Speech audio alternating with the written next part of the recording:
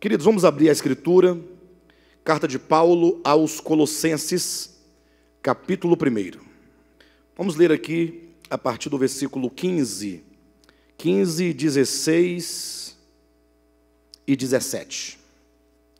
Diz assim o texto: Cristo é a imagem do Deus invisível, o primogênito de toda a criação. Pois nele foram criadas todas as coisas, nos céus e sobre a terra, as visíveis, as invisíveis, sejam tronos, sejam soberanias, quer principados, quer potestades. Tudo foi criado por meio dele e para ele. Ele é antes de todas as coisas, nele tudo subsiste. Bem, queridos, o apóstolo Paulo, a partir do versículo 15, ele começa a fazer uma apresentação da pessoa de Jesus Cristo. Ele apresenta o Cristo de Deus, como também João na sua epístola, ou melhor, João no seu evangelho, ele também faz uma apresentação de Cristo em termos bem semelhantes ao do capítulo 1 de Colossenses. João, ele vai dizer assim, ele começa o seu evangelho dizendo: no princípio era o verbo estava com Deus, e o verbo era Deus.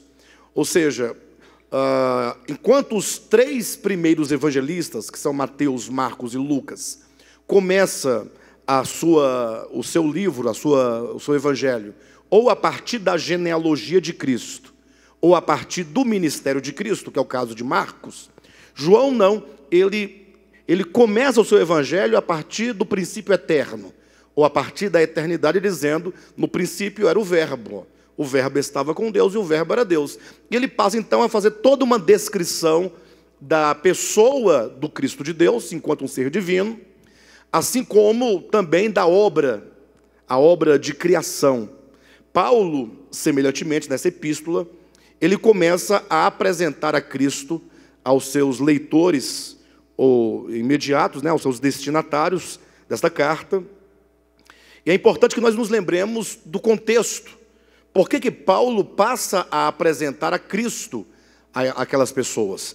Por que ele passa a falar de Cristo, dando detalhes acerca da pessoa e da obra de Cristo? Isso porque essa carta de Colossenses, ela visa alcançar a igreja de Colossos, no sentido de proteger o coração e a mente da igreja contra falsas doutrinas. Quando se fala de falsas doutrinas, é importante lembrar que todas as doutrinas falsas, sejam elas doutrinas de demônios ou doutrinas de homens, elas visam suplantar a pessoa de Cristo. Porque o conteúdo da verdade, da revelação, é o próprio Cristo. Então toda a revelação de Deus é Cristo. Cristo, ele revela o Pai aos homens. Então o evangelho de Cristo não é algo somente acerca dele, mas o evangelho é o próprio Cristo. Então, qualquer coisa que fuja a essa premissa de que Cristo é tudo no Evangelho, e o Evangelho todo é o próprio Cristo, então é uma doutrina maligna, uma doutrina de homem, ou uma doutrina de demônios. Então Paulo, quando ele apresenta o Evangelho de Deus, ele quer dizer: olha, cuidado com as falsas doutrinas judaizantes. Essa carta, ela vai tratar muito desse problema de muitos homens judeus que iam às igrejas e iam semeando doutrinas judaizantes, doutrinas da lei, tentando trazer do Velho Testamento para o Novo o conceito da lei, o conceito da circuncisão, o conceito do sábado e outros conceitos. Então Paulo fala assim: não, é preciso que nós atentemos para a fé evangélica. Quando eu falo fé evangélica, é a fé do evangelho, e não do movimento conhecido como movimento evangélico. Então a fé do evangelho, ela traz Cristo, e os cristãos, portanto, precisam conhecer esse Cristo de Deus, tanto na sua natureza quanto na sua obra, para que eles fiquem primeiramente guardados de qualquer falsa doutrina, e para que eles também, conhecendo a Cristo e experimentando esse Cristo, eles possam ter uma experiência de fato e de verdade da salvação orgânica.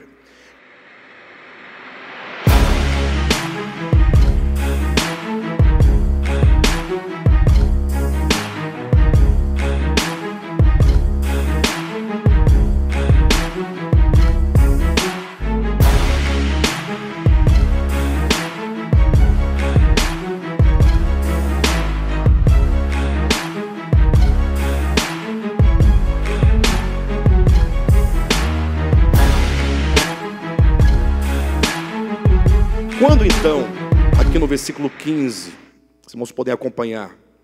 O apóstolo Paulo, ele começa dizendo: este é a imagem do Deus invisível. Nós já falamos sobre o fato de Cristo ser a imagem do Deus invisível na última mensagem que eu ministrei aqui na quarta-feira retrasada. E ele continua dizendo que o Cristo de Deus é o primogênito de toda a criação. E aqui é preciso que nós pensemos um pouco acerca disso. Ou seja, o que o apóstolo Paulo quer ensinar, dizendo que Cristo é o primogênito de toda a criação? E aqui nós tocamos um detalhe muito importante, porque não raras vezes, quando nós lemos a Bíblia, nós nos deparamos com algumas palavras, no caso aqui especificamente a palavra primogênito, e nós temos uma tendência de interpretar a palavra em português que nós estamos lendo a partir daquilo que nós entendemos na língua portuguesa. Então, se eu perguntasse para vocês, o que é primogênito? O que vocês entenderiam como primogênito? De primeiro. Se eu falar um filho primogênito, vocês vão entender que ele é o primeiro filho. Então, esse é o conceito que nós temos em língua portuguesa. Quando diz que Cristo é o primogênito de toda a criação, não poucas pessoas interpretam como que Cristo seja um ser criado por Deus, sendo ele da criação o primeiro ser criado. Assim pensam, por exemplo, os TJs, são as testemunhas de Jeová. Mas o fato é que a palavra primogênito na Bíblia não significa primeiro, ou primeiro de uma série. E eu posso provar isso para os irmãos. Por exemplo, quando nós lemos o Antigo Testamento, nós vamos encontrar as histórias dos personagens bíblicos, e lá na cultura semítica havia essa questão do filho primogênito, né? Temos, por exemplo, Jacó e Esaú, filhos de Isaac, não é isso mesmo? Jacó e Esaú, filhos de Isaac. Então, quem seria ali dos dois o filho primogênito? Seria Esaú, porque embora fossem eles gêmeos, Esaú foi o que nasceu primeiro. Ele veio à luz primeiro do que Jacó. Logo, então, se entende, naquela cultura, que Esaú era o primogênito. Entretanto, nós vamos encontrar na Escritura que Deus já havia decretado, por determinação divina, que o primogênito seria Jacó. Eu pergunto, ora, então por que Deus não fez com que Jacó nascesse primeiro para que ele fosse o primogênito de Deus? É porque para Deus, primogenitura não significa necessariamente aquele que nasce primeiro, ou aquele que vem primeiro, mas aquele que tem uma bênção primordial de Deus, tem uma bênção especial de Deus. É aquele que é alvo de uma bênção divina, uma bênção especial. Assim nós vamos encontrar todos os demais, as demais primogenituras do Antigo Testamento, todas elas são invertidas. Se você vê, por exemplo, quando José foi abençoar os seus dois filhos, Manassés e Efraim, né? Aí então, quando o José levou os seus dois filhos para ser abençoado, então logo José pensando, a mão direita de quem abençoa é a mão da primogenitura. Então eu vou colocar Efraim no lado esquerdo do meu pai, para que ele coloque a mão direita sobre ele. Ou seja, tem sempre no contexto de muita esperteza em primogenitura, né? Mas ocorre que quando então Jacó foi abençoar, o que ele fez? Ele cruzou as mãos, dando a primogenitura para o segundo filho. Exatamente. Ou seja, novamente, a primogenitura ela se conceitua enquanto uma bênção especial, não atendendo ao critério de primeiro. Há um texto também aqui num Salmo de número, deixe-me ver. Bem, eu não estou encontrando agora, queridos, o texto que eu queria apresentar para os irmãos, mas logo eu encontro e eu apresento aos irmãos, tá bom? Bem, é o texto que fala que Davi foi feito o primogênito de Deus, né? Quando eu falo assim, tu és o meu primogênito. E a pergunta que se faz a partir desse pensamento é, ora, em que sentido Davi era o primogênito de Deus?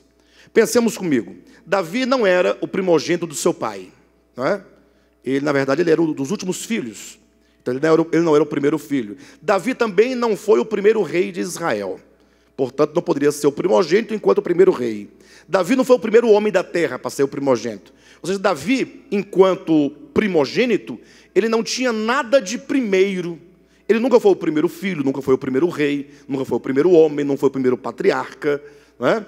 Então, se entende, pelo contexto das Escrituras, que primogênito é aquele que tem uma bênção especial. É o eleito de Deus. Deus o elege para desfrutar de uma bênção ou de uma posição. Inclusive, no livro de Hebreus, no capítulo 13, também fala sobre a igreja enquanto igreja de primogênitos.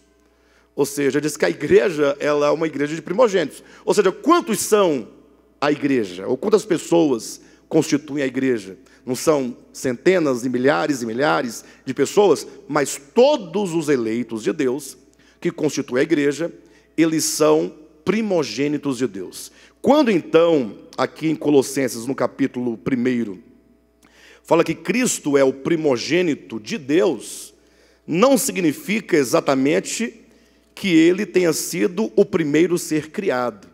Inclusive, vocês podem observar na Bíblia de vocês, que o próprio texto não permite se entender que Cristo tenha sido, ou que Cristo seja, ou fosse um ser criado. Olha na sua Bíblia para você ver. Olha, versículo 15. Este é a imagem do Deus invisível, o primogênito de toda a criação, pois nele foram criadas todas as coisas. Observa que a explicação para dizer por que Cristo é o primogênito de Deus, não diz que ele é o primogênito porque ele foi o primeiro criado, mas ele é o primogênito porque todas as coisas criadas foram criadas nele. O que significa que ele próprio está fora dessas coisas criadas. Cristo não faz parte da criação. Não estou falando de Jesus de Nazaré, o homem gerado em Maria, eu me refiro ao Cristo de Deus. Então, quando diz que Cristo é o primogênito de toda a criação, nós temos, primeiramente, Cristo é o eleito do Pai. O que significa dizer que Cristo é o eleito do Pai? Que Cristo tem uma bênção especial da parte do Pai. Aí nós só podemos entender isso do ponto de vista da economia de Deus. Ou seja, se nós pensarmos, como homens, né? Que Deus, antes de todas as coisas, antes de criar qualquer coisa, antes de que qualquer coisa criada viesse à sua existência, Deus estabeleceu um plano. Lógico que a gente fala em termos de plano, mas sempre pensando como o homem pensa, né? Deus estabeleceu um plano em que ele haveria de criar os mundos, os universos, ou os multiversos seriam criados por Deus, mas que todas as coisas criadas, elas visavam o Cristo de Deus. É como que Deus constituísse o seu Filho como sendo o primogênito de todas as coisas, como sendo o herdeiro de todas as coisas, como se ele fosse o fator principal e primordial de todas as coisas. Ou seja, a criação de Deus, no seu sentido pleno, ela só tem razão de ser por causa do Filho.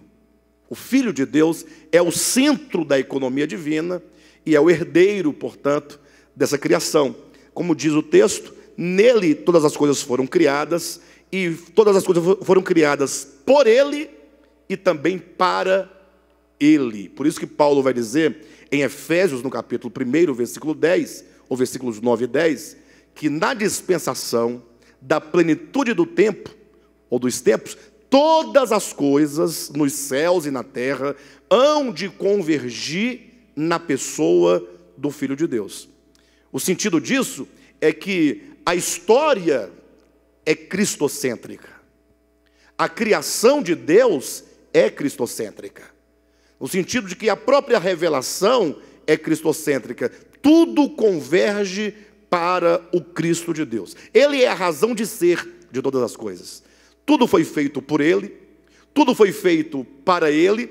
Por isso que Paulo vai dizer aos Hebreus, capítulo 1, que Cristo é o herdeiro de toda a criação de Deus. A insistência do apóstolo em fazer tal revelação, e talvez alguém possa até questionar, e já ouvi muito isso, inclusive, eu falo, pastor, mas você insiste tanto e dá tanta ênfase em afirmar que Cristo é tudo, e que Cristo é o eleito, que Cristo é o primogênito, nesse sentido, mas o que isso muda na vida das pessoas? Essa é a grande questão. Será que isso seria para nós apenas mais uma informação que você agora carrega consigo, dizendo, olha, Paulo ensinou aos Colossenses, escreveu aos Colossenses, dizendo que Cristo é o primogênito de toda a criação, no sentido de que ele é o eleito do Pai, no sentido de que tudo foi criado por ele, tudo foi criado nele, tudo foi criado para ele. Será que é apenas uma informação? Irmãos, nós temos que pensar o conceito da verdade e a relação que essa verdade tem com as nossas crenças, com a nossa fé, com o objeto da nossa fé. Eu digo isso porque os cristãos, e infelizmente isso é em todos os lugares, inclusive em todos os tempos, mesmo aqui no De Volta à Palavra, a gente insistindo tantas vezes, ainda nós vemos os resquícios desse pensamento da questão das doutrinas. Os crentes, eles gostam de um conjunto de doutrinas. Os homens gostam de carregar na sua religião um conjunto de coisas. Por exemplo, os judeus, eles se gloriavam, né, de que eles tinham o Deus verdadeiro, isso é muito bom, muito positivo, de que o Deus criador se revelou a Abraão, a Isaac e Jacó, e depois a Moisés, e enviou os profetas, até aí tudo bem, essa relação, né, com esse Deus criador. O problema agora é que eles fizeram das verdades pedagógicas de Deus, verdades a serem levadas como verdades eternas. Por exemplo, eles se gloriavam de que eles tinham a circuncisão, se gloriavam de que eles tinham os sábados cerimoniais, que eram as festas anuais. Eles se gloriavam de que eles tinham o sábado do sétimo dia. Se orgulhavam do templo, dos sacerdotes, das ofertas, dos ritos, da liturgia, dos cantores, dos levitas. Ou seja, eles tinham um conjunto de coisas sagradas.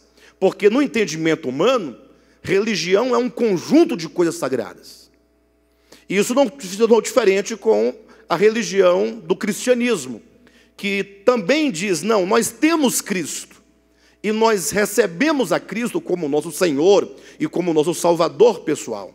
Entretanto, eles carregam um tanto de outras coisas ditas sagradas, extraídas da Bíblia, lógico, mas eles entendem que Cristo seria apenas uma peça em todo aquele mosaico, aquele quebra-cabeça da teologia cristã.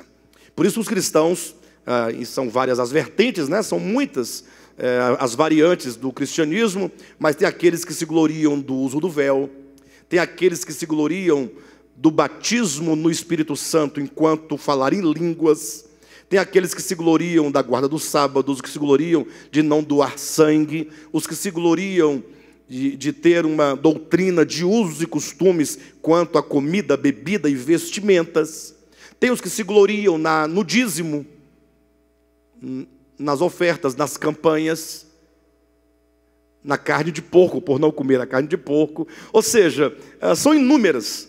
As religiões, elas são caracterizadas pela quantidade de coisas sagradas que elas possuem, e a luta entre elas é saber quais daqueles objetos são de fato sagrados. Porque uma religião, ou uma visão religiosa, numa vertente, acaba banalizando o culto sagrado, as coisas sagradas da outra vertente. Por isso que, por exemplo, para o católico, ele tem a imagem, ou aquelas imagens, né, em alta honra, né, uma estátua sagrada, uma imagem que deve ser venerada, reverenciada, eles se curvam diante dela. Já os evangélicos falam mal das imagens, não é assim?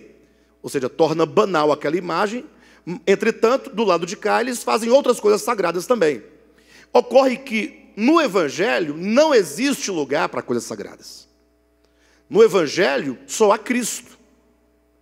Cristo, ele é tudo em todos, como está em Colossenses capítulo 3, né? Salvo engano, versículo 11, Paulo vai dizer, no qual não pode haver grego nem judeu, circuncisão nem incircuncisão, bárbaro, cita, escravo livre, porém Cristo é tudo em todos. Então, quando Paulo ensina que Cristo aqui é o primogênito da criação, nós estamos simplesmente resgatando o pensamento da importância de Cristo, da centralidade de Cristo, e, sobretudo, da plenitude de Cristo no que tange a nossa fé. A fé cristã, ela tem Cristo. Ela crê na pessoa de Cristo, na obra de Cristo, no propósito de Cristo. E, portanto, há de se abrir mão de qualquer coisa que, embora leve o nome de Cristo, não seja a pessoa do próprio Cristo de Deus. Mas há um outro detalhe importante, que quando diz o primogênito de toda a criação, eu pesquisando essa palavra já há algum tempo, observando, eu notei que ela tem um sentido, o sentido não necessariamente de o primeiro de uma série, enquanto o primeiro para depois vir um segundo, mas tem também o sentido de cabeça, o sentido de líder, o sentido de maior. Muito interessante também é quando nós lemos Gênesis capítulo 1, a palavra no princípio criou Deus os céus e a terra. Muito interessante que os melhores léxicos e dicionários de hebraicos afirmam categoricamente que, de forma absoluta, em hebraico, o termo, a expressão no princípio, em Gênesis 1, não quer significar um momento no tempo, mas quer dizer que criou Deus todas as coisas no cabeça, no líder, no princípio. Cristo, ele é não somente o primogênito, mas ele é o princípio. Onde nós podemos encontrar isso de maneira bem clara na Escritura? Veja na sua Bíblia, Apocalipse capítulo 3. Capítulo 3 de Apocalipse, versículo 14.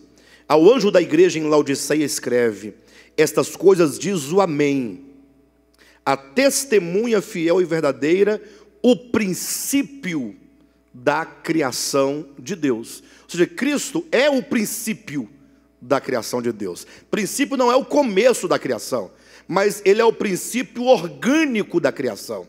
Ou seja, nada pode existir em todo o universo, ou nos multiversos, como Paulo vai declarar em Colossenses, nos céus, na terra, seja nos mundos visíveis, nos invisíveis, quer anjos, principados, potestades, seja o que for, tudo aquilo que é criado a partir de um princípio vital, um princípio orgânico, que a própria Escritura dá o nome de vida. Dizer que Cristo é o primogênito de Deus, que Cristo é o princípio da criação de Deus, é o mesmo que dizer que Ele é a vida criadora. Abra sua Bíblia em 1 João, primeira epístola de João, capítulo 1. Eu falo isso já há algum tempo, ensino essa questão, mas eu receio que muitos ainda não tenham assimilado a grandeza dessa verdade. 1 João, capítulo 1, versículo 1. Olha como João apresenta o Cristo de Deus, como ele fala de Cristo. Olha, o que era desde o princípio, o que temos ouvido, o que temos visto com os nossos próprios olhos, o que contemplamos e as nossas mãos apalparam com respeito ao verbo da vida. Versículo 2. E a vida se manifestou. Olha o que ele está dizendo. Olha, gente, aquele que era, ele está falando de alguém. Ele não está falando de uma coisa inorgânica.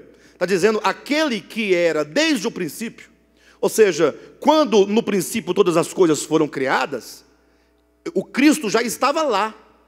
Ele não é algo criado, mas ele é a origem de toda a criação.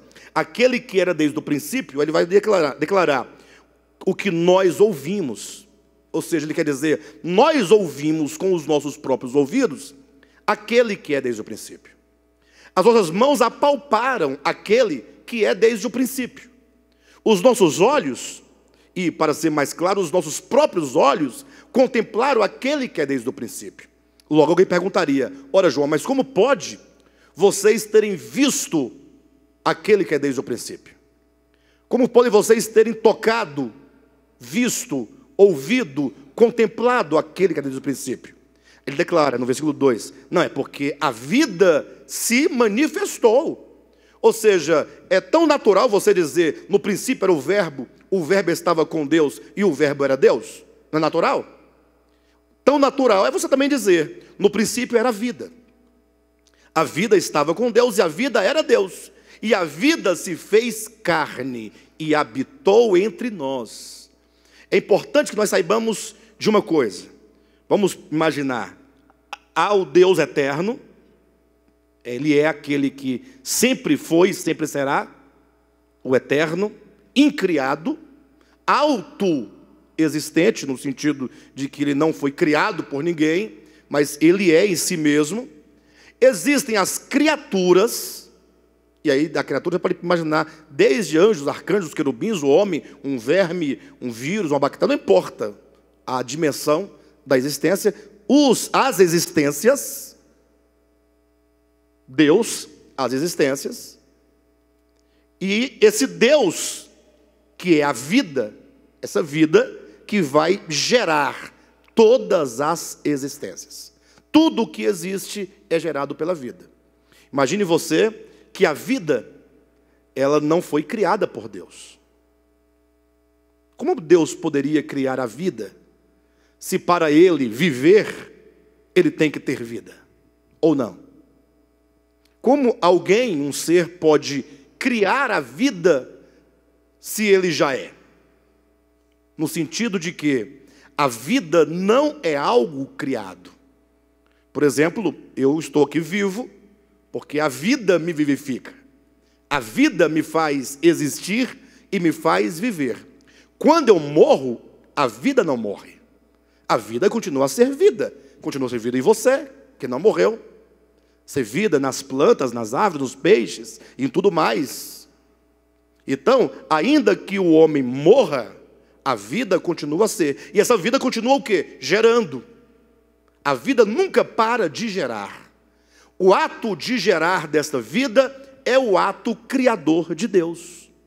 De sorte que não se pode pensar, senão pedagogicamente, que Deus, enquanto Criador, e enquanto a vida criadora, Ele nunca deixou de criar. A criação de Deus não é algo que aconteceu em 7 dias. Uma tolice pensar isso. Como se alguém fizesse em 7 dias uma mesa, está pronta, está entregue, está acabada, acabou. Não. Lembram que quando os judeus perseguiam a Cristo, porque Jesus não guardava o sábado nos moldes do judaísmo, né? E aí Jesus então curou um homem paralítico no tanque de Betesda em dia de sábado, e os judeus logo foram questioná-lo. Questionar primeiramente ao homem, depois a Cristo, por que se faz isso em dia de sábado? Aí qual a justificativa que os judeus tinham? Ora, porque está escrito. Aí vem o problema da leitura teologizada da Bíblia. Está escrito, eles poderiam esfregar no rosto de Jesus, Êxodo capítulo 20. Lembra-te do dia do sábado para o santificar. 6 dias trabalharás. Olha, bem claro, né? 6 dias trabalharás e farás toda a tua obra. Mas o 7º dia é o sábado do Senhor teu Deus. Nesse dia não farás nenhuma obra, nem tu, nem teu filho, nem tua mulher, nem teu escravo, nem o teu jumento, nem o forasteiro das tuas portas para dentro. Sabe por quê? Porque em 6 dias fez o Senhor os céus, a terra, o mar e tudo quanto neles há, e Ele descansou nesse dia, santificou esse dia e abençoou esse dia. Muito claro. Aí Jesus, com bastante paciência com esse povo, tem que ter paciência com esse povo, simplesmente respondeu dizendo: olha, seus tolinhos, o meu pai trabalha até agora. Vocês estão aí proclamando o quê? Proclamando o descanso sabático? Vocês estão entendendo? Vocês pensam que o meu pai parou de criar no 7º dia da criação? Ou que seja no 6º dia? Não, meu pai trabalha até agora. E eu trabalho também. Lógico que o trabalhar de Deus, tanto nos dias da criação, quanto agora, trabalho até agora, não se pode pensar enquanto um trabalho braçal, trabalho manual. Não, o trabalhar de Deus é o próprio Deus se movendo enquanto a vida geradora. cada vez que nasce uma flor, que uma semente germina, que uma criança é concebida, isso é o próprio Deus em plena atividade. É um ato puro de criação divino a todo momento. A vida é um milagre constante.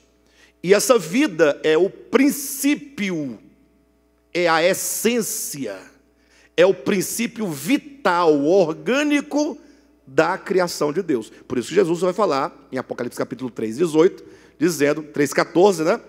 Assim diz o Amém, a testemunha fiel e verdadeira, o princípio da criação de Deus, o primogênito da criação. Então, enquanto o princípio, ele é o agente criador, e não somente agente, mas ele é a essência criadora de todas as coisas. Enquanto o primogênito, ele é o eleito para quem todas as coisas existem, para a glória dele. Voltando para Colossenses capítulo 1, é importante que toda essa explicação, ela se encontra aqui, no próprio texto. É só você ler agora com essa percepção, que você vê todo o sentido, olha. Capítulo 1, versículo 15. Cristo é a imagem do Deus invisível, o primogênito de toda a criação, pois nele foram criadas todas as coisas. Por que ele é esse princípio da criação? Esse princípio gerador da criação? Ora, porque todas as coisas foram criadas nele, no sentido de que é impossível de que fora dele qualquer coisa exista. Porque todas as coisas foram criadas nele, nos céus e sobre a terra, as visíveis e as invisíveis, sejam tronos, sejam soberanias, quer principados, quer potestades, tudo foi criado por meio dele e para ele. Então, ele é o alvo da criação, ele é o fundamento da criação, ele é a essência, a vida criadora da criação, ou seja, ele é tudo na criação, ele tem a plenitude de todas as coisas, e, portanto, nós só podemos entender que mesmo o ateu, ele pode não crer em Deus, pode não crer em Cristo, pode não crer na Bíblia, mas ele só pode existir nele. Eu me recordo de uma canção, há tempo que nós não cantamos mais essa canção aqui no ministério, mas no primeiro momento, quando eu parei para pensar essa canção, eu fiquei assim, um pouco um pé atrás, porque lá dizia, nessa canção, que mesmo que você não creia, nele você tem a vida. E o problema de você pensar teologicamente, e olha que quando eu falo isso, eu quero dizer que o pensamento dos crentes, de uma maneira geral, mesmo daquele que nunca leu a Bíblia, mas se ele é um crente, frequentador de igreja, ele tem uma mente teologizada, ele tem uma forma teológica de pensar, porque por tudo que ele ouviu, ele tem uma formação teológica, e isso nos impede muitas vezes de perceber as coisas simples que são ditas. Então, quando dizia lá, nele você tem a vida, mesmo que você não creia na canção a qual eu me refiro, eu pensei, mas como assim? Como alguém pode ter a vida sem crer? Olha o pensamento. Mas logo, a música certamente se refere ao fato de que a vida que gerou você, que te sustenta, que te alimenta, essa vida é o próprio Deus, que está em você e que te alimenta todos os dias, mesmo que você não creia nele, você só pode viver por meio dele.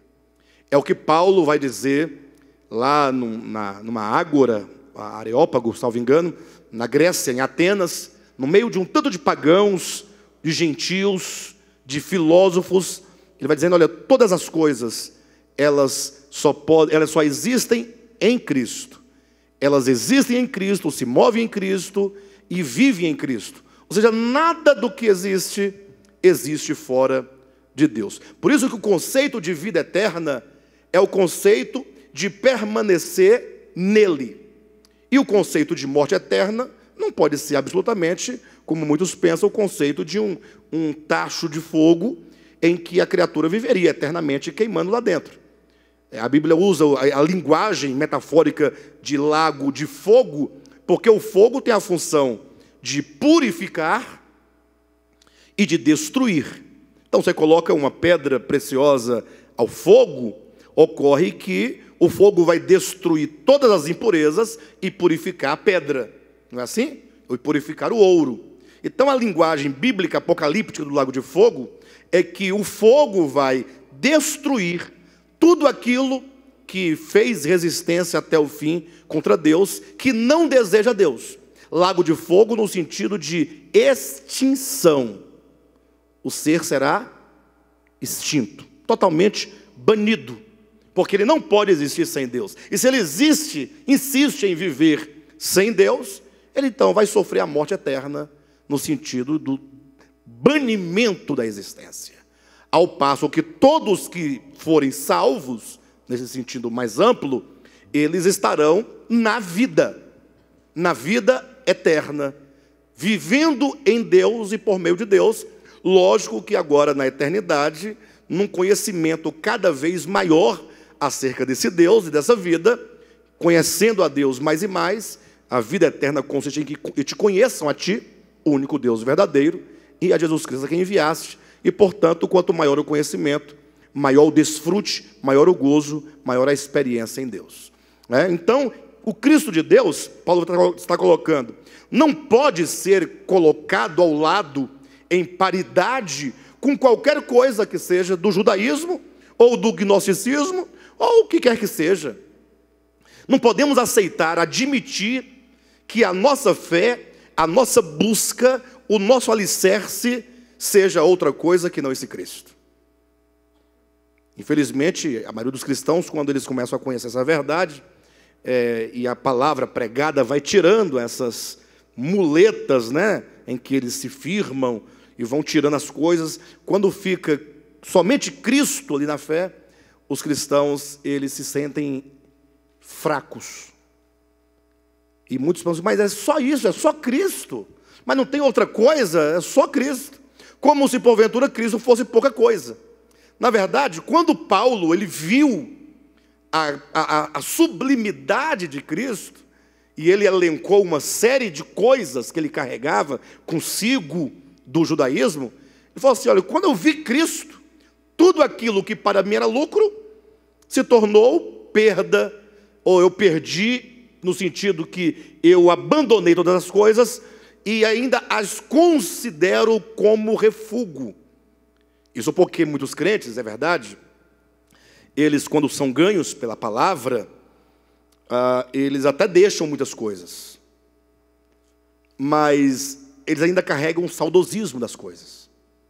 Ou às vezes ele fala, não, eu concordo que isso aí não tem nada a ver, não é Cristo, não é Evangelho, só que ele nunca consegue conviver bem quando vê aquelas coisas. Ele ainda sofre, ele ainda se ofende, porque ele não entendeu essa plenitude de Cristo. Ele deveria fazer como Paulo, ficar alegre, né? E falar assim, olha, para mim o viver é Cristo, e o morrer é melhor ainda, porque eu partirei e estarei com Cristo. Ou seja, seja aqui ou lá, Cristo sempre vai ser a razão da nossa existência. Então, é preciso que nós entendamos essa grandiosidade do Cristo de Deus, como aquele homem da parábola de Mateus capítulo 13, que encontrou um tesouro escondido. Aquele tesouro escondido, que estava escondido no campo, é o reino de Deus dentro do homem. Esse reino de Deus é o Cristo de Deus dentro de cada um de nós. Todos nós temos esse Cristo dentro de nós. E esse Cristo dentro de nós é o verdadeiro eu.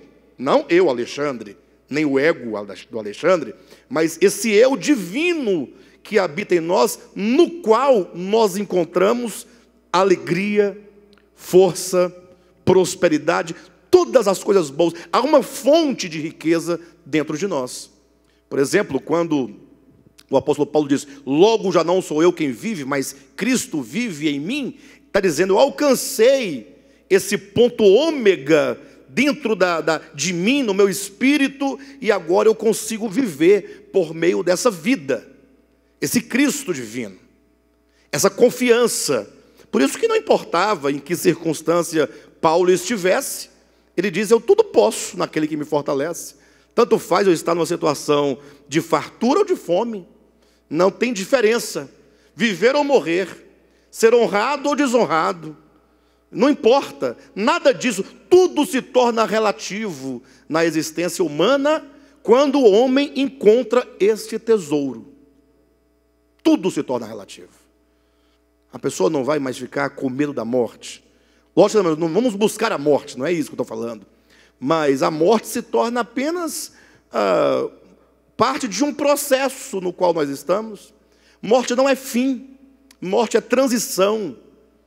Então, é fato que, quando aquele homem da parábola encontra o tesouro escondido, que significa quando ele tem o seu discernimento aberto para o Cristo de Deus, que é tudo no universo, que é tudo em tudo, que é tudo em todos.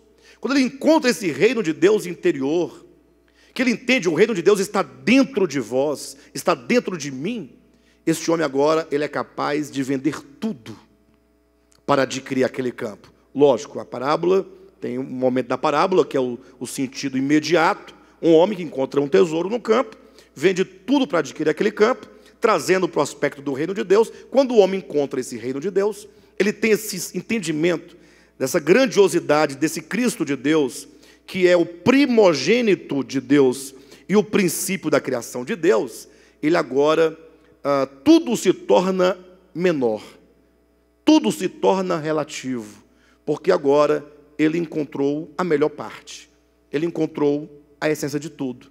Agora a sua vida ganha sentido, a sua vida ganha significado. Infelizmente, os homens, eles buscam a felicidade. Lógico, infelizmente, buscam por quê? Infelizmente. Porque, infelizmente, não porque eles buscam a felicidade, mas porque eles buscam a felicidade em qualquer coisa menos na fonte. Nenhum homem pode ser feliz, pode ser pleno, pode ser completo, enquanto estiver buscando a sua felicidade numa graduação, no emprego dos sonhos, na casa dos sonhos, no casamento dos sonhos. A pessoa pensa, olha, quando eu me formar, eu vou ser feliz. A pessoa se forma, ela pode ter alegrias, que é natural, nós temos alegrias, mas felicidade não. Felicidade é o que é? É você ficar rindo o dia inteiro? Não, é plenitude. Quando você se sente uma pessoa plena, a despeito de qualquer outra coisa. A pessoa fala, não, quando eu me casar, eu serei feliz. Aí pronto, aí encontra o problema, né? Aí começam os problemas. Ou quando eu comprar aquela casa, ou quando eu me aposentar, vou ser feliz. Não é verdade. Não é verdade. O homem só encontra felicidade enquanto plena realização, plenitude interior, somente quando ele encontra o tesouro escondido, somente quando ele encontra o reino de Deus dentro dele, somente quando ele entende e apreende e recebe como verdade, a verdade motivadora de toda a sua existência, quando esse Cristo, enquanto o primogênito de Deus, enquanto o princípio da criação de Deus. No 16 fala, pois nele foram criadas todas as coisas, nos céus e sobre a terra, as visíveis e as invisíveis, sejam tronos. Quando ele fala sejam tronos, sejam, ele quer dizer, não importa o que seja isso, que seja aquilo outro, trono, soberania, principado, potestade, tudo foi criado por meio dele e para ele. Ele é antes de todas as coisas, nele tudo subsiste. Então veja que tudo, seja lá o que for, só vai encontrar sentido nele. Versículo 18. Ele é a cabeça do corpo da igreja. E aqui ele agora muda de tópico, né? Porque até então ele apresenta a plenitude, a centralidade de Cristo em relação à criação. Criação dos mundos, criação do cosmo, dos multiversos. Mas também há uma outra criação, nós não falaremos dela hoje, mas eu vou apenas introduzir o pensamento. Há uma outra criação, que é uma criação espiritual, que é a igreja, que é o novo homem. E este novo homem, portanto, encontra em Cristo também a sua centralidade. Ou seja, Cristo, ele não será o centro, o fator primordial somente da primeira criação, mas também da segunda criação da igreja. Mas eu quero enfatizar aqui o que está aqui no capítulo 1 de Colossenses, versículo 19. Porque aprouve a Deus que nele residisse toda a plenitude. Então veja que Paulo colocou, primeiramente, Cristo enquanto o cerne da primeira criação, versículo 17 ou 18. Cristo como o cerne da igreja e, portanto, da segunda criação. E aí ele explica no versículo 19, porque aprouve a Deus, ou seja, é do querer do Pai, é vontade do Pai, desejo do Pai, que no Filho se encontrasse toda a plenitude. Ou seja, nada há fora do Filho. Olha que coisa maravilhosa. Nada há fora dele. Toda a plenitude. No caso aqui, essa plenitude não é a plenitude da divindade, como está lá no capítulo 2, versículo 9. Aqui é toda a plenitude, quer dizer, tudo o que há, tudo o que existe, encontra-se nele. Então, em todo o universo, nada existe, um anjo, um arcanjo, que não esteja nele. Nele habita toda a plenitude, ou todas as coisas estão nele. E nesse sentido é importante que nós lembremos que mesmo os homens caídos estão nele. Mesmo os anjos caídos estão nele. Como diz o texto, quer tronos, sejam soberanias, quer principados, quer potestades. Tudo está nele. Pastor, mas como é que pode, mesmo um ser caído, mesmo um anjo caído, estar nele? Observa que essa queda, seja de homens ou de anjos, ou de quem quer que seja, não é uma queda em essência. Aqui nós estamos falando de essência. Ou seja, tudo o que existe, existe nele. Cristo é a essência de tudo. É ele que faz existir tudo. Então, por exemplo, eu estou aqui, eu existo. Eu tenho substância. A vida me gerou esse corpo, e, portanto, eu faço parte dessa plenitude que está em Cristo. Então é possível que alguém me encontre em algum lugar. Alguém sabe onde está o Alexandre? Está em tal lugar. Você vai encontrar em algum lugar. Os anjos, se eles existem, e é fato que eles existem, eles devem estar em algum lugar. Eu posso não vê-los, mas eles habitam em alguns lugares. Eles estão em algum lugar. Tudo que existe tendo substância tem que ser encontrado em algum lugar. Se você quer, por exemplo, uma planta, você vai lá fora, tem uma planta. Você quer, existe. Agora, as coisas da queda, que é o pecado e as trevas, isso é apenas uma condição de uma consciência. Não existe pecado, nem morte, nem trevas, enquanto coisas que existem. Por exemplo, imagine você que uma pessoa esteja doente, né? Então, ela tem um vírus dentro dela. Esse vírus está na corrente sanguínea dela, Então, é lógico que o homem não tem como pinçar esse vírus, tirar o vírus com a mão, mas é um fato, aquele vírus existe e ele se encontra lá dentro. Tanto é que você vai tomar um antibiótico, vai matar aquele vírus, você vai se livrar dele e vai ficar curado, não é isso?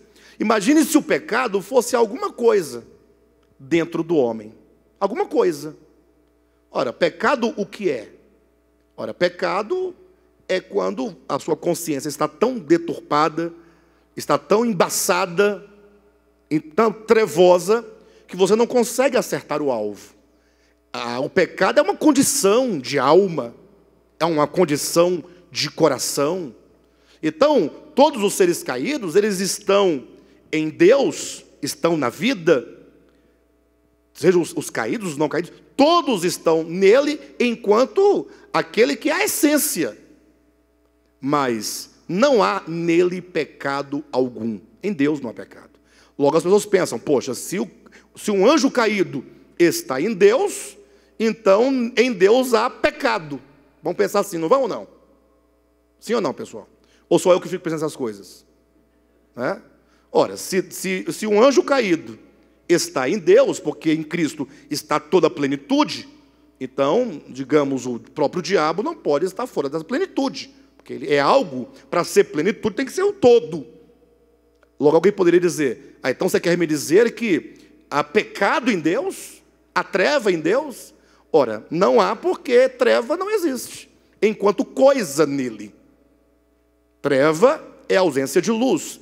Pecado é uma condição de um coração e de uma consciência que não consegue ir em direção ao alvo da vontade de Deus. Simplesmente isso. Então não se pode pensar absolutamente que porque todas as coisas estão nele, haja nele alguma coisa de pecado, ou de treva, ou de morte. Porque tudo o que há nele são as coisas boas. São as existências que ele próprio criou, e a própria Escritura declara, e viu Deus que tudo era muito bom. Então, o homem, enquanto criatura, é bom.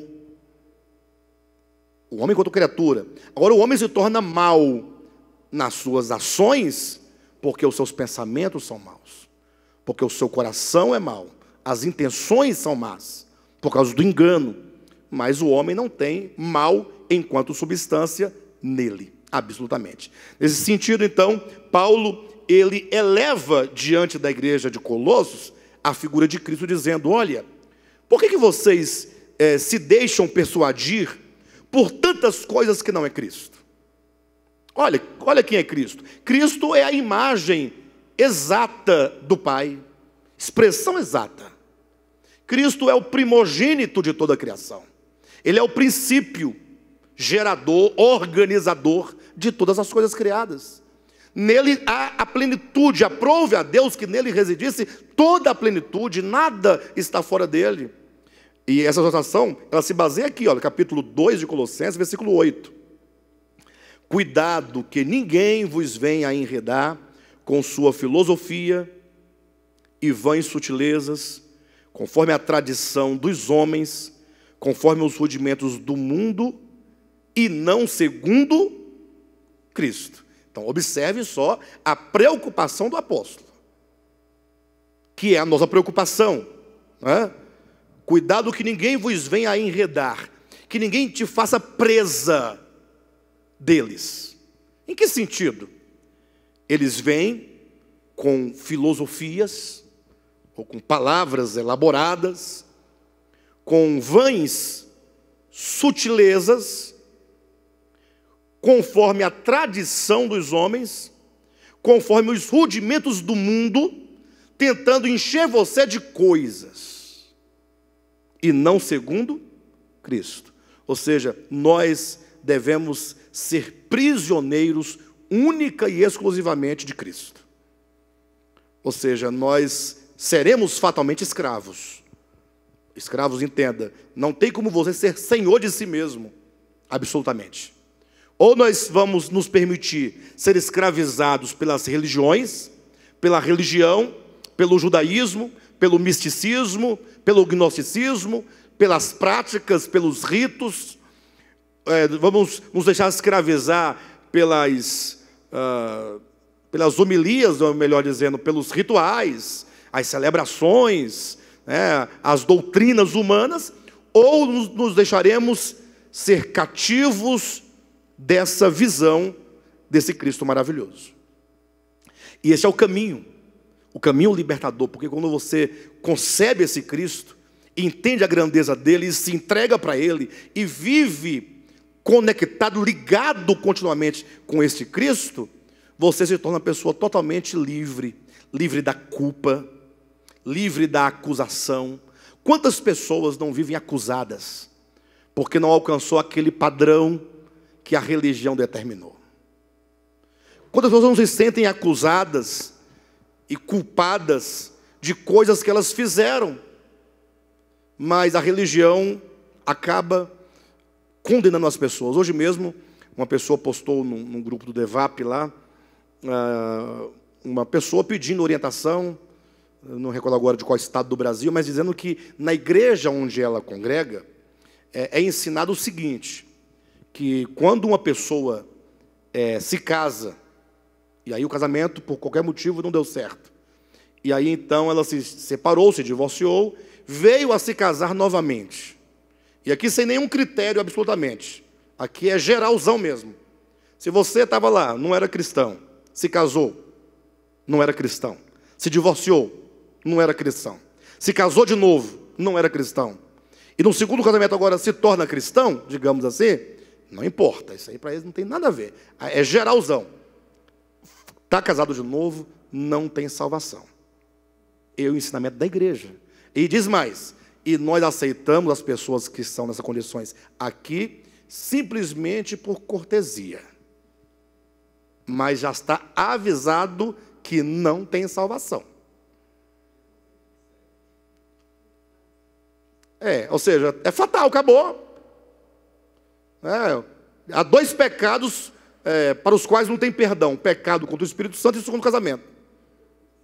Na Bíblia deles deve dizer isso, né? Só pode, né? É estranho. As igrejas condenam as pessoas.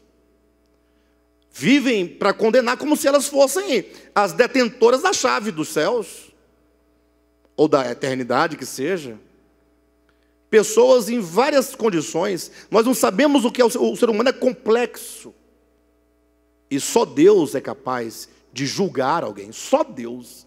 Ao homem está privado qualquer tipo de juízo. E, portanto, a igreja precisa simplesmente pregar Cristo. Cristo e Cristo. E esse Cristo salva, liberta, cura, transforma. E aí a pessoa não se torna mais cativa desses enganos. Não se torna mais cativa da culpa, do medo. Cristãos que vivem com culpa, com medo, angústia. Tudo o que ele faz é pensando que o diabo vai pegar ele a qualquer momento, que o lago de fogo está chegando, que a morte está rondando a sua casa, que a maldição está chegando.